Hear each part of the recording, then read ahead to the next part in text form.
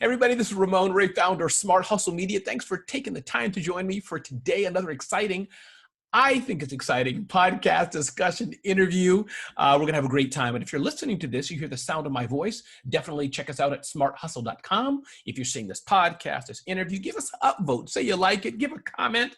Hopefully it's a good comment. If it's not a great comment, you can whisper it to me. But I'm excited to be here and glad to serve you and help you start or grow your business. Marlon, thanks for joining us today, owner-operator of a Chick-fil-A in the East Coast, New Jersey area. Thanks for your time. And I hope today as we take this that you, your family, whoever's important to you are doing well. Yes, they are. So thank you for that, Ramona. Thanks for having me. And I hope your family is doing good as well. Yeah, they're doing good. You know, some days, you wish you were a better this, a better that, better father, better husband. In my case, somebody else may wish they were a better wife or better daughter or child. But I'm blessed by the fact that you and I are sitting here talking. I think we're doing okay compared to many other people. So. Yes, that's so certain, so true. Indeed. So Marlon, why don't you let's dive right in. Why don't you tell us a little bit about who you are prior, and again, to set the stage for that, Marlon Terrell is a owner-operator of Chick-fil-A in the New Jersey area. But let's talk about before that, where did you begin and what brought you to that point in summary? Tell us that story. Ramon, I guess I'd start by saying not only am I a man, a Texan, but I'm a Christian man, a Christian nice. Texan.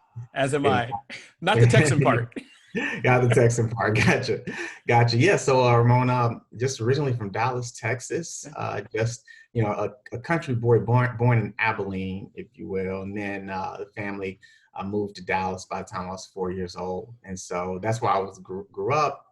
So I know both the country life and the city life. I experienced both ends of it, the gridiron and the streets of Dallas, but also the country of wringing the necks of chickens. Yes. Okay, I like that. This is why it makes sense for me to be in the chicken game to this day. Yes. It's Dallas. It was an amazing place to grow up. For the most part, it was just me and my mom for most of my life, and I was just working hard in Dallas and going to school. I just knew, like everybody else growing up in the '90s, that I was going to be a young Emmitt Smith. Absolutely. I was going to the NFL. I was going to be playing some football somewhere, and that was the goal for me growing up. Just working my butt off on football field. I'm the kid that was 12 years old up there creating my own workouts and jogging up to the gym to work out, hit the iron, all that good stuff. And and just trying to get out of there, trying to get to something bigger and better. My mom was a veteran, so she served in the Army. So there was no fear or concern or scare of me being a person of service. So it was really, to me, it was get a college scholarship to play some football, or go join the service to move forward. And then as God would have it, and as blessed as I was, I got both. So nice. The Naval Academy, it was January of my senior year, the Naval Academy came and they said, hey, we think you have the skills to play at the Division I level. We think you have the grades and everything that you can get into our college and our university. And my only response was, so y'all play on ships? Because I've never heard of the Naval Academy. I didn't know nothing about officers and enlisted. I just knew football or service. That was it. And and so I came to visit, and I mean, you talk about an amazing campus. If you ever get the chance to go to Annapolis and visit, it's just amazing town, amazing city. It's right on the water. My dream and my goal growing up in the '90s was to play for Notre Dame. Even if I was going to be Rudy, Ramon, right. I would sit there even if I had to be Rudy and never touch the field. That was the goal. That was the dream. And while I was in high school, I was working at Chick-fil-A. I applied to Chick-fil-A when I was 16, worked till I was 18, left. Ironically, so country boy, working at Chick-fil-A. I'm seeing a theme here. Continue. Go ahead. Right. Yeah. And then, and then I ended up getting my time in the Navy, studied engineering, became a nuclear engineer on submarines. I did about 14 years active duty, 10 was I guess 9 was real active, and the rest of it was 5 was like more of an activated reserve while I did some recruiting. And then on the tail end of my career, just looking for the next step. And Mm. it was just natural to go back to what I wanted and what I knew, to be an entrepreneur. And so I applied to partner with Chick-fil-A and be a business Okay. partner with them. And they basically said, "You're part of the family, come back home." I love it. And So, I'm curious, yeah, Marlon, before we we jump to the brought me Chick-fil-A, back. any lessons that you've learned? And again, I don't want to talk so much about veterans and military service. I love it, but meaning we can save Yeah. that for another day. But do you Mhm. think what did you pick up? Do you think of lessons learned for those of us who haven't served, even though I have family who's been in the military? My uncle was a vice commander at Wright-Patterson Air Force Base in Dayton, Yeah. Ohio. So, but what did you learn? Do you think if you hadn't been in the military, maybe is there something you would have been lacking? And you never know. But is there something that maybe I'll say it in the positive that you did pick up or you did learn or you're thankful for your military service? Oh man, Ramon, it's so much, so many different Mm, things that I learned. If I could put a finger on one thing, it's that I've learned that change is good. I've learned that if you tell somebody you've changed, especially in our community, it can have a negative stigma. sure. However, if you tell anybody that you've evolved, it sounds great. While we know that evolution is really just a slow, steady, progressive Right. change. And so, yeah, change is good. I just grew so much mentally. I Mm, grew morally. I grew physically. I grew just as a human, just as a Christian, as a person that can learn to be a family man. To learn what family looks like, to learn mm, what community looks like. mm. I mean, Yeah, in when you're Dallas. on a sub, you better Oh learn. yeah, You yeah, better oh love yeah, community or not, or get out. oh yeah, yeah, and learn that I learned that we are just so much more the same as Mm, human beings, especially when you're fighting for one cause, than we are as different. But even just an area, growing up in Dallas, um, I just felt like, if you had a community of people that looked like me in Dallas, you weren't mm, in the best neighborhood. When I yes. moved to PG County in Maryland, and I Forget just about saw it. all these families of color Yeah. that I mean, just had these huge homes. It was unreal. It really opened my eyes and let me know and see that, hey, we're not this one monolithic. We're Yes. all growing and developing and doing a lot of great things, no matter what we look like and where we come from. And we all struggle, That's true. no matter Yep. where we look In like different and where areas, you're we come right. from. I have friends of Yeah, mine, Marlon, who may not have as much physically, but the most resilient. In fact, a young man I would love to introduce you to, most resilient individual. He's the type of guy.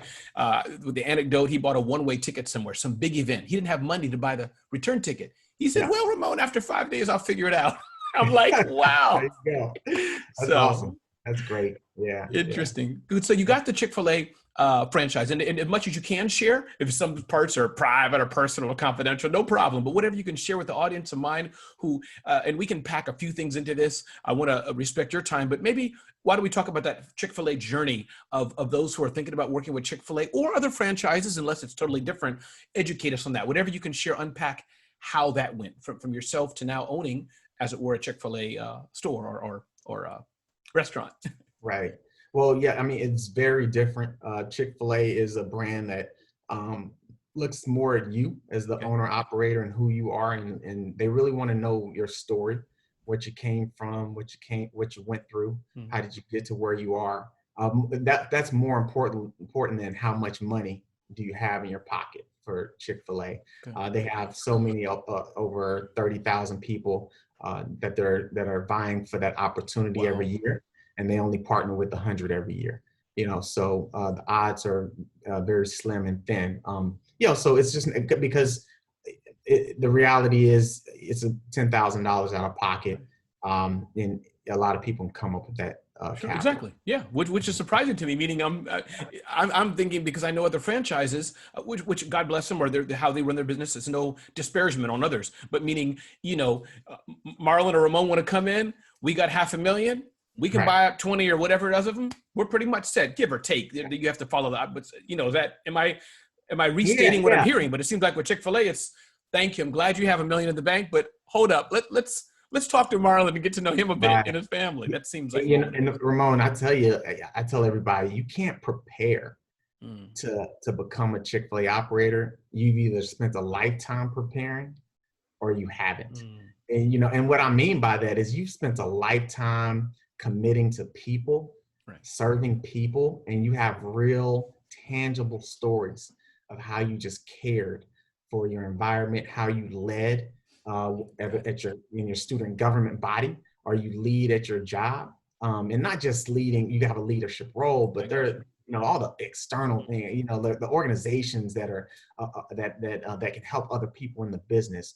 And that's why everyone, they go to a Chick-fil-A and they're like, oh wow, this service is the best ever, and really what it comes down to is Truett Cathy was an amazing man of service. He was the founder of Chick-fil-A, and he makes it a point to only partner with people who have showed that same commitment to service in life. And he was an Army guy before he even started his restaurant. So that's what he's always been about for his life. Yeah. So let me unpack this a bit more, Marlon, because as you know, me and my family are customer number one. I don't know if you have a leaderboard. We should have our faces up there. I'm just teasing. Thank you. We're your customers. And we were, before we met, right? A mutual friend put us together, but I live in the area. So we're customers just like anywhere else. So, because I want people to know that. And kudos to your team. I hope if they listen to this, whatever it is, you've already said it, but can you say it again, unpack that to the most junior person? I'm sure you don't see them that way, but from the customer's point of view, person who's standing by a cone. So we're taping this, Marlon, where people have gone through, I'm saying people have gone through COVID. That's been happening for months now. So that's an old story, but where your stores have to change operations like everybody else, cones and outside, inside, the app, all that stuff, which I don't need to go into. So Chick-fil-A is struggling, meaning as it were to change like everybody else. Right, yes. Help us unpack, how is it that when the dude right there with, I think, green vest or whatever it is, hi, welcome to, he's outside, man. Or, you can see the pep in somebody's step, bringing me just a lemonade. By the way, lemonade, I can drink the Chick-fil-A lemonade by the bucket, but bringing me the lemonade. So, and I know that we could talk a whole Harvard business for hours about this, but can you give us an essence for, clearly, I guess some of that comes with you, Marlon, I'm guessing, but how does that happen? Because you're right. People, it's like a second thought is the taste of the food, which is good. But everybody says it. You can hear the smile even through the audio of the order. See, I should order Chick-fil-A. So, tell me, how does that happen? I tell you what, it's so funny you say that because every day I would come in and we had this kid named Michael this summer standing out there for hours, and I'd have to call in and say, "Hey, can someone come get Michael and get this kid inside?" And get him some more water or what have you. And I would tell Michael every day, Ramon, I said, hey, Michael, you know why you're out here? I said, man, because they can see your smile through that mask. Yes. And so it's just a matter of consistent, and it doesn't matter what business you're in, Ramon. If you have a culture of consistent encouragement and you encourage more than discourage, and make that be the first thing out of your mouth, you just get a lot of love, respect, and then and just understand what people are going through and what they're dealing with. I always tell the lowest team member, I say the point and moment in which you say, I don't know why they do this, that's where you're making a mistake. You should be saying, we should change this, and I'm going to tell somebody why. And because you have that voice in our business, you get the chance to have a direct contact with the owner of a multi-million-dollar business on a daily basis. You don't have to go elsewhere and wait through some red tape and be frustrated. There's no reason to be, because I'm right here for you. And my team is right here for you. And my team knows, and they expect that they know everyone deserves that level of respect. But beyond that, I tell my team also, I say, hey, I'm not the one to ask anything about what you do on a register. I've been there, done that. Yes. I'm still good at it. But ultimately, when it comes down to feeling like you're being overlooked, feeling like you're not being cared for, trusted, loved, or just plainly disrespected, and then you should be jumping to the next level of leadership. And even if that next level of leadership is me, you can always reach out to me. And then life stuff. I've been through college, master's degrees, military. I just got an email from a young lady 2 days ago. She's going into her senior year, and she just emailed me, hey, Marlon, I know you were in the Navy, and I'm thinking about joining the Navy. Can we sit down and talk about it? And I just scheduled a time to talk to her so we can help her on that journey. And I know exactly what it's like because I was in recruiting. so I can tell her everything she has to say to get the right job that she wants. And Right. she trusted me just because I'm present, just to let them know how much they mean to me and my family and help us Yeah. achieve some pretty important things for the community. No, that's true. I want to get to some of your tips and advice for small businesses in general, Marlon. Before I do that, I'm curious, can you hire somebody that has a not so great attitude, has some issues, and whether Chick-fil-A or Marlon and his team train them over X days to change, or they have to have something already with them? Curious how you see that. You know, a kid who's down on his luck, uh, uh, but is a good kid versus a kid down on his luck, whatever, but rebellious, just bad. So it's a mixed Right. question, but I guess I'm trying to get at, some people say you have to hire already with the right thing inside. Mhm. Or I'm curious, can you take somebody who's not so great and train them? Where do you stand on that? Because there's consistency. Everybody, as you know, it's your store, but even Mhm. Chick-fil-A is all over the world. You know, we all know how Yeah. the service is. So what's that underline? What's that secret sauce? No pun intended. Yeah, really, Ramon, for us, it's do you care enough and have the basic respect to work hard, the desire to improve, Okay. and be to work on time. And if you're going to bring that to the table, then we can train and teach you everything else. I can't tell you how many team members we've had that just didn't seem like they were going to work out, Mhm. and we just said, okay, we got to find a place where you work out because you are the right person. And so I guess to answer your question, we definitely do look for just the good attitude first. And We that's a look for must then. I just want to understand, meaning if there's no good attitude, can they get in the door? Or that's kind of come to work on time and have a good attitude.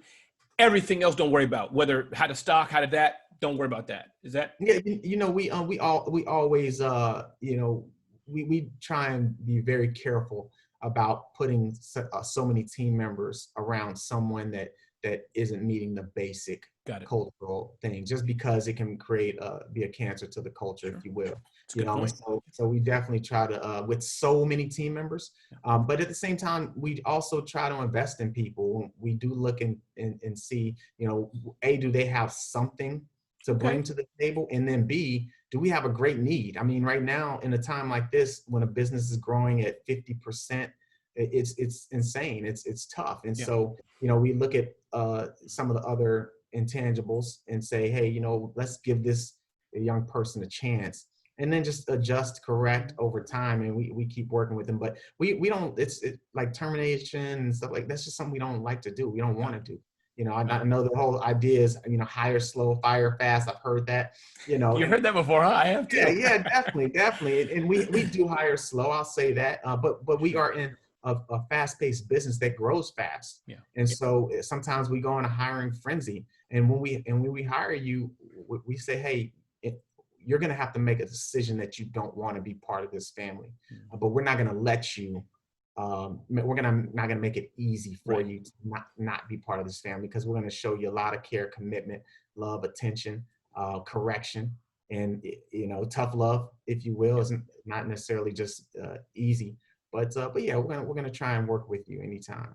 Got it. Let's shift, Marlon, to some tips you can give for small business owners. My guess, correct me if I'm wrong, I don't think I want to ask you about marketing, about tech and things like that, because my guess is at Chick-fil-A, a lot of that is you as the owner built in. They have some Mhm. procedures for you. Am I correct in that? Something that you can move along the ship, like you're doing your team, Mhm. your bosses, as it were, or co-owners have a template for you. So I think I Yeah. want to ask about marketing and things. Fair enough. Have I stated that correctly? Well, I would say the tech side, they definitely do, but on the marketing side, it is a lot of us. But then you have Okay. a national marketing Sure. strategy as well. Okay. So yeah. So it seems to me that maybe, and correct me if I'm wrong, Mhm. as I tell the people, I always like to put my foot in my mouth. So I don't mind you saying, no, Ramon, that's not how I'd say it. But it Yeah. seems your biggest job is leadership and hiring, besides maybe other things bigger than the business. But your biggest element is identifying the right people to serve us, customers. Is Yeah. that okay? So Yeah, with, yeah. I mean, mhm, it is. We have about 120 team members right now, so that is the priority. You get got it. that right, and everything else can go. Got it. And you've said some of it already. So my final question is, why don't you unpack some lessons you've learned, mistakes you've made if you want, meaning as we're helping other small businesses that are growing, talk to that accounting firm, talk to that law office, talk to that design agency who's hiring or who's struggling with it, who wants to scale and grow. Maybe they have only 5 people today, Marlon, but they want 10 people, 20 people. Anything. There's no right answer for you to give, but anything that you're saying, Ramon, here's kind of the things I've learned, or here's the mistakes I've made, or here's what they've got to do as they become better leaders, which is really what we're talking about, leadership. Yeah, definitely. First and foremost, I would really think hard about putting someone in charge of talent and talent selections, and that's a hard investment to make, Ramon, because you're looking at you almost feel like I can take care of that part, I can deal with that part, and so I need to grow the business. Right. I need the operations person. And if you're a business that has team members, because there are a lot of businesses that are, like you say, 100% tech or whatever, they may be the only person, and so that's different. But and even in that world, then maybe it's picking the right social HR platform. Yeah, got it. There's so many out there, right? Indeed, Snag a Job, Talent Read, but for a person who or a company who has a lot of personnel, and they're starting to turn that corner where they see a need to ramp up. I think it's really taking that leadership team, whoever is at the top of the business, and having some real tough conversations about, okay, what is the major need? What is that that director level need? What is that manager, assistant manager level need look like, and what does that team member level need look like, and start forming a strategy of finding those right people and how you hire, how you interview. But and I really want to be very clear on that part. How you interview is so important, especially when you're looking for a top level person. Like, what are those questions that identify them as the right cultural fit? Because there may be a person that they need to lead people. Right. And okay, so what? They're probably the smartest person in the room, but if they can't lead people, then it's not going to help the business, because you're going to have a lot of disgruntled employees. Or it may be someone that doesn't need to deal with people, and maybe that's the person you're looking for, that just has all the right answers, and you can deal with them as a one-off. And so I think it's just a matter of really finding out what you need, using the right platform to find that talent, and then how you interview that talent to determine that they are the right person, and bring them on board. But then I would say a next step, though, beyond that, is the onboarding process, the first 3 to 6 months. How do they feel coming into the business? Are they getting constant feedback? Are you watching from a distance at them make mistakes and never engaging with them? Are you encouraging them before you discourage them? And so we actually just partnered with a platform by the name of PerformYard, which we're really excited about, because they really make that process of feedback evaluations easy. And and to me, coming from the military, we do evaluations all the time. Rigorously. So I'm a student of a lot of special forces, so I know everything is measured. Where your toes are, your socks, pull-ups, right. You eat, exactly. Everything. It's all evaluation. So that's one of the things I would say, is that that I've been surprised to see that how few people naturally do evaluations, especially with their top level leadership, top 5 in the company, when they have some 25, 30 employees or more. To me, it just seems like a natural thing that you'd be doing every 6 months to a year, maybe every quarter, depending on the situation. Sure. And no, I love it. No, thank you. And one thing came to mind, kind of related, but whether it's your particular restaurant or store or representing others, I'm curious, meaning there's Marlon or the owner. I'm not trying to get so specific to you, but Marlon or the owner, and then you have 120, 200, 300 employees who work in that location. Now, they all text Marlon like every minute, Marlon, we don't have hamburgers. I mean, we don't have chicken, whatever it is, or how many levels of leadership are there? Just can you break that down? I'm just curious how that works in a fast food place. I guess that would be it. I'm not sure if it's similar to all or you all, if you can share how that works. So for me, again, Ramon, I take so much from the military, and I'm going to say this because it's important as well, is that I think we're always in these great companies or organizations and companies, pretty cool backgrounds, but we can get so disgruntled by the business itself that we forget and leave back all these cool tools that we learned from it, right? And so, I've been part of an organization that's been around for a couple hundred years. So why not just take some of the things It that they do? works. So, yeah. So I have kind of the same hierarchy. We call it a chain of command. I have the one that I would call my executive officer, because she's an executive director actually. And then I have she has about 4 directors reporting to her. They own different parts of the business, and each one of those directors have a few team leaders. And then we have a few shift leaders below them. Then we have certified trainers, the people that we can trust to train in different jobs. And then we also have some people that just have collateral jobs, and they'll get a little bit of a pay bump just for doing the maintenance on a monthly basis or something like that. Yeah, so we have about a total of about 18 leaders. And I would say like a couple of people that just do collateral jobs as well. But yeah, me and the executive director are the only one that's texting back and forth. They take care of everything. I understand. And that will enable you to scale then to whatever your plans and visions for you, your family. That's how you can move, or you can own other things, whatever, while not other things, but own, maybe other stores in the Chick-fil-A family. And that's the model. Maybe executive director will help you scale yourself. Yeah. And we're excited. We actually have partnered with Chick-fil-A for another restaurant that's opening 4 miles north of us. Congratulations. New Jersey. So we are so excited about that. And it's because, we get so wrapped up as entrepreneurs in making sure everything is perfect in our business that we sometimes forget that we might have to just step back and let it be a little imperfect to take the next 5, 6, 7 steps forward. And if I was wrapped up being in the business all the time, I would have never been able to start seeing the bigger picture and selecting the right talent, because I would have solved all the problems. And so I allow them to make mistakes. I allow them to solve the problems. I allow them to, when inspections come and they get a low score or something like that, we just talk about it.